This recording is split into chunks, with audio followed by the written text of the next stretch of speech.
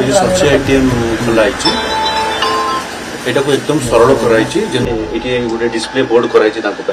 ये प्रथम से राशन कार्ड नंबर आउ घंटा घंटा धरी लाइन लगे पड़ोनी चाउल आसी जाइए राइस एटीएम मेसीन आपण मैंने यही विषय शुणी किंतु केमिति व्यवहार करवा से जानी नथिबे किंतु यही वीडियो देखि सरिला परे आपण निहाती भाव में व्यवहार करि परिबे। तो चलंतु केमिति व्यवहार करवा ताहा सहजरे शिखिबा। राइस एटीएम मेसीन एक आधुनिक प्रजुक्ति जहाँ आवश्यकता थिबा लोकमानक पई उद्दिष्ट फायदा ही है तभी तो लगाई गई है। एही मेसीन चाउल देइथाय एक एटीएम जेमिति टंका देइथाय ठीक सेमिति विशेषतः कोविड-19 महामारी समय यही प्रकल्प आरंभ होइछि जहाँ निश्चित करुछि जे मुख्यतः कौनसी लोक भुक्या न थाए। आसंतु जानिबा यह किपरि काम करे। प्रक्रियाटी सरल परिवर्तन करूछि एठी तापर से मागिबो आपनकर बायोमेट्रिक बा आपनका हाथ बा यार ये करिया पई जोटे मु सहमति देली जे मु हम मोर बायोमेट्रिक देबी बोली। एबे लाइट जलला परे फिंगरप्रिंट देबे फिंगरप्रिंट तापर एक्सेप्ट हो जिवो तांकर जहा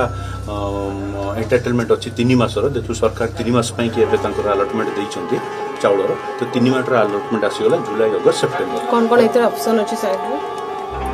जेहेतु आम खाली चाउल दिया सरकार तरफ तेणु खाली चाउल रहीटा आसी 3 मासर अलॉटमेंट रे ये गोटे नमूना हिसाब से खाली कहूँ परिवार जी सदस्य पर मेम्बर 5 किलो गोटे नमूना पर 100 किलो आसी गोटे नमूना मोर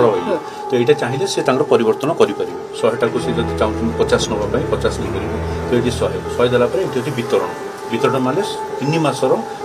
पर्यायक्रमे चाउल ये बस्ता जो देखुं बस्ता से आगुरी लगेदे बस्ता लगेदे से चाउल ऑटोमेटिक से बाहर ठीक अच्छे। उदाहरण स्वरूप जदि आपणक अंचल में राइस एटीएम मेसीन रही ताको व्यवहार करिबारे अवहेला करंतु नाही। चाउल बाहरिला परे ए भलिया सब बिल बाहरिबो ए बिल देखि पारुथिबे पूरा एकदम कौन जिनस किणिले भी ये बिल हुए इलेक्ट्रिक बिल भाया देखा जाउछि। देन आगु लोक मैंने भावुले कि चाउल रे आमको ठकी दौरान अवश्य ओजन कला बेलू मोर कमी जाऊँगी तो एबे सेमिति किसी हो पार ना से प्रॉब्लम दूर हो जाए।